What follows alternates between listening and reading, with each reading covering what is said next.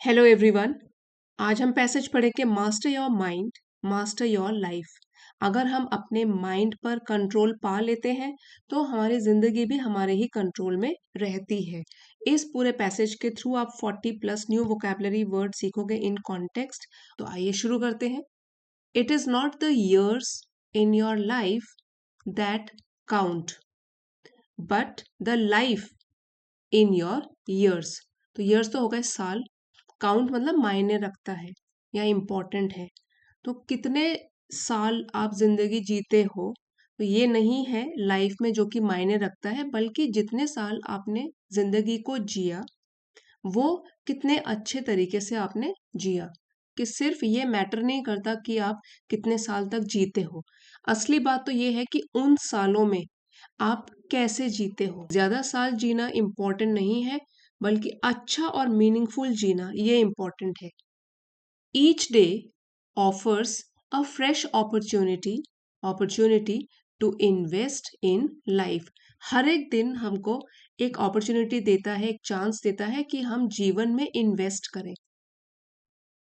यहाँ पे each day, जहाँ भी ईच आता है, एवरी आता है, वो सिंगुलर सब्जेक्ट माना जाता है, उसके साथ सिंगुलर फॉर्म में वर्ब भी यूज हुआ है। तो इन्वेस्ट का मतलब होता है जैसे कि कोई निवेश करना किसी चीज में। To put time, effort, money into something useful, जैसे कि हम बैंक में जाके कुछ इन्वेस्टमेंट करते हैं। ठीक है, तो ईच डे हमको मतलब रोज हमको एक अपॉर्चुनिटी मिलती है, वो भी नई अपॉर्चुनिटी हर नए दिन में, कि हम जिंदगी में इन्वेस्ट करें, निवेश करें। To renew oneself, to shed the burdens of yesterday. Renew मतलब फिर से नया हो जाना, तरोताजा हो जाना। तो एक तो इसका हमको चांस मिलता है कि हम इन्वेस्ट करें ताकि हम रिन्यू हो जाए फिर से, जैसे हमारी पॉलिसी होती है ना। जैसे कि हम बैंक में जाके कुछ इन्वेस्टमेंट करते हैं और उसमें फिर वो रिन्यू भी होती है। तो उसी तरीके से लाइफ में इन्वेस्ट करो, उसको तरोताजा बनाओ, न्यू करो, नया करो। To renew oneself. और ये जो हमको इन्वेस्ट करने का टाइम मिलता है वो इन चीजों के लिए है। टू रिन्यू वन सेल्फ, अपने आप को फिर से नया करना। टू शेड, शेड मतलब उतारना या छोड़ना। द बर्डन्स ऑफ यस्टरडे, पुराने जो कोई गलती हो गई है या किसी चीज का दुख है, उसका बर्डन लेके साथ साथ हम चल रहे होते हैं, तो उसको फिर छोड़ देना, ज्यादा पास्ट में चिपके ना रहना। Each day offers a fresh opportunity to invest in life. हर एक दिन हमको ऑफर करता है एक नई अपॉर्चुनिटी, मतलब चांस, एक नया मौका कि हम जीवन में निवेश करें। तो इन्वेस्ट का मतलब होता है जैसे कि कोई चीज को निवेश करना, जैसे हम बैंक में जाके कुछ पैसे इन्वेस्ट करते हैं। ठीक है, to put time, effort, money into something useful. तो ऐसे ही जिंदगी में भी हमको इन्वेस्ट करने का मौका मिलता है, हर दिन एक नया मौका मिलता है। टू रिन्यू वन सेल्फ, अपने आप को फिर से नया करने का। To shed the burdens of yesterday, shed मतलब उतार फेंकना, छोड़ देना। बर्डन्स जो बोझ है पिछले कल के, हो सकता है कोई गलती हुई हो या कोई दुख हो जिसको हम लेके अभी तक उसका बोझ उसके तले दबे हुए हैं, उसको भी दूर कर देना। And to unburden the heart from past wounds. Wounds का मतलब होता है कोई घाव, चोट। फिर अनबर्डन करना, तो बर्डन तो हो गया बोझ, अनबर्डन मतलब भार उतारना अपने दिल के ऊपर से, पुराने घाव से। While it is natural to dream big and pursue ambitious goals, जबकि ये बहुत ही स्वाभाविक है कि बड़े बड़े सपने देखना और फॉलो करना। परस्यू मतलब किसी चीज का पीछा करना या फॉलो करना, ऐसे गोल्स जो कि महत्वाकांक्षाओं से भरे हैं। एम्बिशियस का क्या मतलब हो गया, जैसे कि हैविंग बिग गोल्स, कोई डिटर्मिन्ड है, गोल ओरिएंटेड है। It is equally important to relish the small joys. उतना ही इम्पोर्टेंट है, इक्वली मीन्स उतना ही इम्पोर्टेंट है जितना कि एम्बिशियस गोल्स को सेट करना, उसी के साथ साथ इक्वली इम्पोर्टेंट है कि हम छोटे छोटे जिंदगी की जो खुशियां हैं उसका भी आनंद उठाएं। relish का मतलब होता है टू एंजॉय समथिंग डीपली। और वो क्या क्या है? A warm smile, a kind word, a fleeting yet meaningful connection. ये हो सकता है छोटे छोटे जॉयस क्या हैं, जो रोज किसी के साथ हंस के बात करो, काइंड वर्ड, दयालु भरा बात करो या हेल्प करो किसी की। और फ्लीटिंग मतलब जो थोड़ी देर के लिए है, फ्लीटिंग येट मीनिंगफुल कनेक्शन, मतलब संबंध बनाओ लोगों से, कनेक्शंस जुड़ाओ, चाहे वो फ्लीटिंग थोड़े देर के लिए ही क्यों ना हो, तो वो थोड़े सार्थक होने चाहिए। तो छोटी छोटी स्मॉल जॉयज हैं जो हमको इनसे भी मिल जाते हैं, छोटी छोटी चीजों से लाइफ में।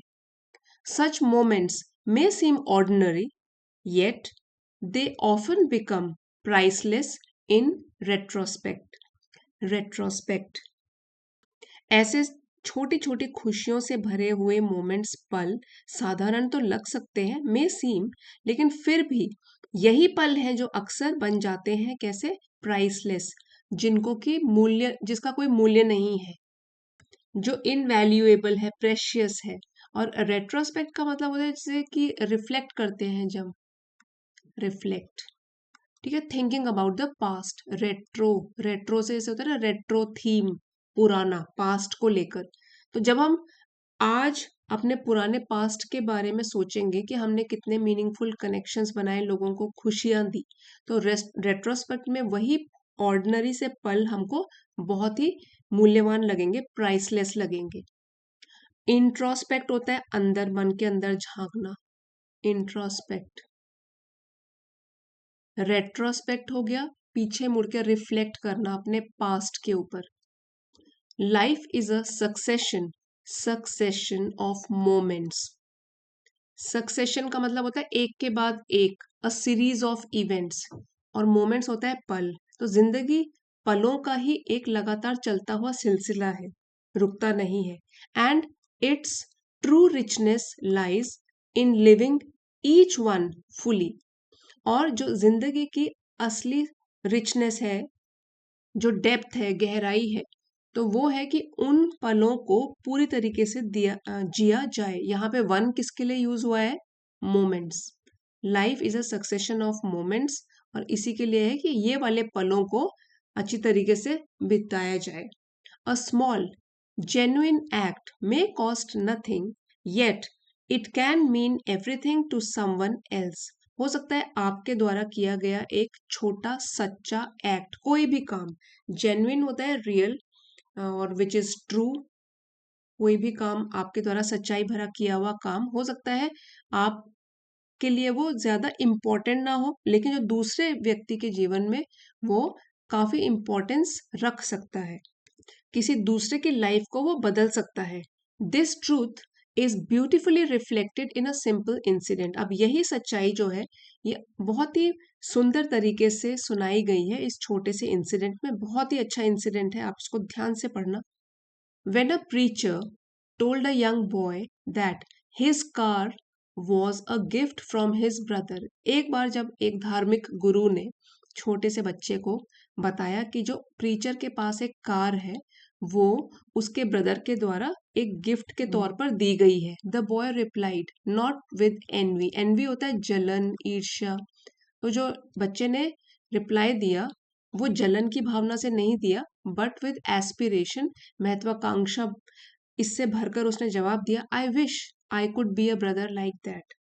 ये जो जवाब है, किसी भी ऐसी सिचुएशन में अगर कोई हमको कहता है कि ये वाली कार तो मेरे भाई ने गिफ्ट करी है, तो पहला विचार मन में आता है कि काश मेरे पास भी ऐसा भाई होता जो मुझे इतनी महंगी चीज कोई गिफ्ट करता। लेकिन बच्चे ने क्या रिप्लाई दिया, वो भी बिना जलन के, उसने बोला I wish I could be a brother like that, काश मैं ऐसा भाई होता जो दूसरों को इतनी बड़ी चीज निस्वार्थ भावना से गिफ्ट कर पाता।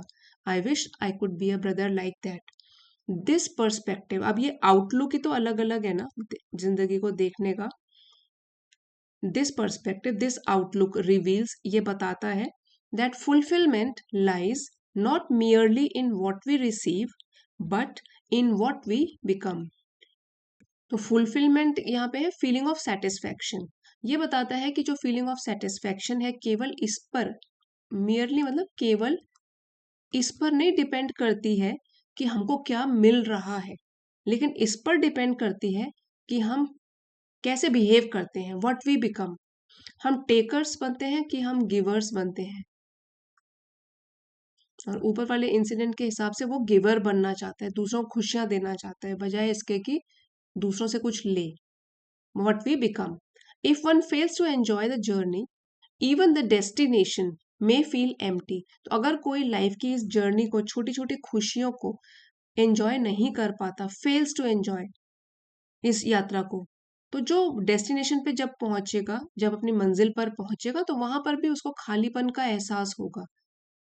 Ultimately, it is not circumstances that determine life's direction, but our response to them.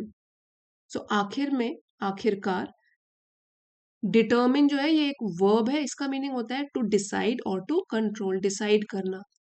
तो लास्ट में इट इज नॉट सर्कमस्टेंसेस, ये अपने परिस्थितियां नहीं है जो कि डिसाइड करती हैं लाइफ किस डायरेक्शन में जाएगी, बल्कि छोटे छोटे जो इंसिडेंट्स हैं हमारी लाइफ में जब आते हैं, हम कैसा रिस्पॉन्स, हम कैसी प्रतिक्रिया उनके प्रति दिखाते हैं, इस पर डिपेंड करता है हमारी लाइफ कौन सी डायरेक्शन में जाएगी। To conquer, conquer the mind is to conquer the world. अपने मन पर काबू पाना, मन को जीतना, ये उसी के बराबर है कि हमने पूरी दुनिया को जीत लिया है। सबसे इंपॉर्टेंट चीज है अपने मन को कंट्रोल में रखना। Living in the past only strains the present. तो अगर हम प्रेजेंट में नहीं जीते, जैसे ये हो गया प्रेजेंट, ये हो गया पास्ट, ये हो गया फ्यूचर, हम तो अभी यहाँ पे लाइफ जी रहे हैं, तो अगर हम पास्ट के रिग्रेट्स को लेकर अभी भी जी रहे हैं, लिविंग इन द पास्ट, तो ओनली स्ट्रेन्स, तो ये तनाव डालेगा, बोझ डालेगा हमारे प्रेजेंट के ऊपर। While faith in one self builds faith in others. लेकिन अगर हम खुद पर विश्वास करते हैं और उससे फिर दूसरों के ऊपर भी विश्वास बढ़ता है। खुद अगर हम सेल्फ कॉन्फिडेंट फील करते हैं तो हम दूसरों के ऊपर भी विश्वास बना के रख सकते हैं। No one can make you unhappy without your consent. तो कॉन्सेंट का मतलब होता है किसी चीज के लिए अलाउ करना, स्वीकृति देना। भी आपको दुखी नहीं कर सकता जब तक आप खुद अलाउ ना करो। The way we cope with life defines us. तो जिस तरीके से भी हम जिंदगी में कुछ भी परेशानियां आए, उस टाइम पे कैसे कोप करते हैं, उसका सामना कैसे करते हैं, वही हमको हमारी लाइफ को डिफाइन करता है। True peace is not the absence of conflict but the ability to face it with calmness and wisdom. तो जिंदगी में अगर शांति चाहिए, पीस ऑफ माइंड चाहिए, तो ट्रू पीस इसका मतलब ये नहीं है कि हमारी लाइफ में कोई भी डिफिकल्टीज नहीं होंगी, कॉन्फ्लिक्ट्स नहीं होंगे। एब्सेंस मतलब कमी होना, कि कॉन्फ्लिक्ट्स किसी की लाइफ में नहीं है तो हमको ट्रू पीस मिल गया, बल्कि ये है कि हमारी जो क्षमता है इन्हीं कॉन्फ्लिक्ट्स को फेस करने की, एक काम माइंड से और एक समझदार माइंड के साथ। तो कॉन्फ्लिक्ट्स या जो भी क्लैशेस, फाइट्स, ये तो सभी की लाइफ में होता है, लेकिन हम किस तरीके से काम, शांत रहकर और समझदारी के साथ इसको फेस करते हैं, उसी से ट्रू पीस हमको मिलेगा। When we choose forgiveness and compassion, we release ourselves from the weight of the past and grow beyond our limitations. तो limitations तो हो गई सीमाएं, बाउंड्रीज, और वेट होता है बोझ, कंपैशन होता है दूसरों के प्रति दया, फॉरगिवनेस होता है माफ कर देना। सो जब भी हम अपनी लाइफ को फॉरगिवनेस के साथ और दया के साथ जीते हैं, तो हम अपने अतीत का बोझ लेकर नहीं चलते, और फिर हमारी ग्रोथ भी होती है। लिमिटेशन मतलब कि सीमाओं से भी परे हमारी ग्रोथ होती है। जितना हमने सोचा नहीं है उससे ज्यादा भी हम कुछ सीखते हैं और ग्रो कर पाते हैं, क्योंकि हम जो पास्ट, जो बोझ लेकर घूम रहे थे, उसको हमने फॉरगिव कर दिया है, माफ कर दिया है, और तब हमारी ग्रोथ होना शुरू होती है beyond our limitations. A kind act is its own reward. Reward मतलब पुरस्कार। तो काइंड एक्ट मतलब दयालुता से भरा हुआ काम, कोई अच्छा काम, और रिवॉर्ड का हो गया मतलब खुद ही वो एक अपने में एक पुरस्कार है। जब आप किसी के लिए कोई अच्छा काम करते हो, तो वही काम अपने आप एक रिवॉर्ड बन जाता है, तो उसके लिए अलग से कुछ मिलना जरूरी नहीं होता। Therefore live with grace without complaint.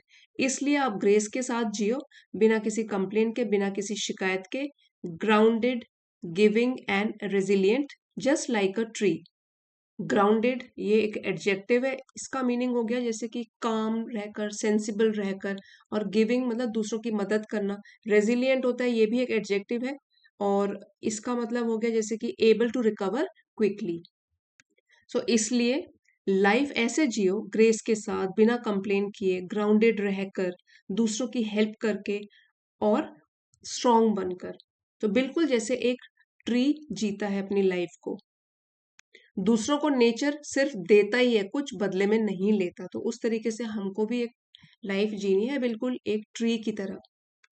इसी लेसन का डिटेल्ड पीडीएफ आपको चैनल की एलिट मेंबरशिप को ज्वाइन करके मिल जाएगा। आप चाहते हो तो लेवल 2 की मेंबरशिप है, इसको ज्वाइन कर सकते हो। चैनल को सपोर्ट करना चाहते हो तो लेवल 1 चैनल सपोर्टर्स ज्वाइन कर सकते हो। अभी एक बार क्विक रिवीजन करते हैं, बहुत अच्छी वोकैबुलरी थी। इन्वेस्ट मतलब निवेश करना, इसको हम सिर्फ पैसों के लिए नहीं, अलग तरीके से भी बोल सकते हैं, जैसे कि टाइम निवेश करना, एफर्ट डालना, या money into something useful. Opportunity होता है कोई चांस, किसी चीज को करने का चांस। रिन्यू फिर से नया करना, to make something fresh. Shed होता है छोड़ना या उतारना, टू रिमूव और लेट गो, जैसे कि tree is shedding its leaves. Shed मतलब गिर रहे हैं या उतर रहे हैं, पेड़ से पत्ते झड़ रहे हैं। अनबर्डन बोझ को उतारना। परस्यू फॉलो करना। एम्बिशियस होता है बहुत बड़े बड़े गोल्स रखने वाला। रेलिश आनंद लेना, एंजॉय करना किसी चीज को। फ्लीटिंग थोड़ी देर का, जो थोड़े टाइम के लिए रहता है। प्राइसलेस जिसकी कोई कीमत नहीं है, वो जो कि बहुत ही कीमती है। रेट्रोस्पेक्ट पीछे मुड़कर, पास्ट में देखना। सक्सेशन एक के बाद एक। रिचनेस होता है समृद्धि, क्वालिटी ऑफ बीइंग रिच और फुल एंड सेटिस्फाइड। जेन्युइन सच्चा। प्रीचर एक धार्मिक गुरु, रिलीजियस टीचर। एस्पिरेशन महत्वाकांक्षा, a strong desire to achieve something. Perspective होता है आउटलुक, किसी चीज को देखने का नजरिया, वे ऑफ थिंकिंग। फुलफिलमेंट होता है फीलिंग ऑफ सेटिस्फैक्शन। डेस्टिनेशन हमारा जो गोल है, फाइनल प्लेस या टारगेट है। सर्कमस्टेंसेस परिस्थितियां, कंडीशंस अराउंड अस। डिटर्मिन करता है मतलब कि डिसाइड करता है या कंट्रोल करता है। कॉन्कर जीतना। स्ट्रेन तनाव डालना, टू पुट प्रेशर। फेथ आस्था। कॉन्सेंट होता है सहमति देना, परमिशन या अग्रीमेंट देना। कोप किसी चीज से डील करना। एब्सेंस किसी चीज की कमी होना। कॉन्फ्लिक्ट होता है सीरियस डिसएग्रीमेंट या फाइट। फॉरगिवनेस माफ करना। कंपैशन दयालुता। लिमिटेशंस होता है रेस्ट्रिक्शंस या वीकनेस, सीमाएं होती हैं जो हमारी। रिवॉर्ड एक इनाम, पुरस्कार। ग्राउंडेड रहना मतलब काम और सेंसिबल, स्थिर और संतुलित रहना। रेजिलिएंट डिफिकल्टीज से उबरने की क्षमता, एबल टू रिकवर क्विकली। सो ये तो हमारा आज का पैसेज। अगर आपके लिए ज़रा भी हेल्पफुल रहा है, please don't forget to like, share and subscribe. Comments में ज़रूर लिखकर बताना कैसा लगा। Thank you for watching. See you next time.